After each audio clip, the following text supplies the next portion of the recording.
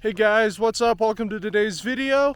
And today I'm going to be off-roading up Farmington Canyon at Farmington Flats. They just opened the road last week, so there's still a lot of snow across Skyline, so I won't be driving across Skyline today, but I will be attempting to get up to Francis Peak. I'm not sure if the road is cleared yet. It just depends on where the road goes in relation to all those snow drifts. But stay tuned, and I hope you guys enjoy the video.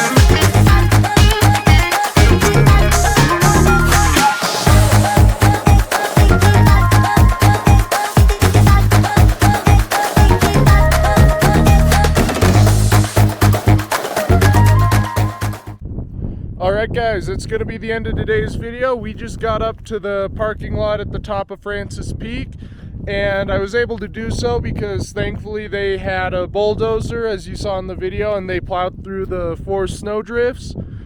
So this road is completely open. You can't get over to Smith Lakes yet. That is a skinny road and they probably won't open it till all the snow's gone.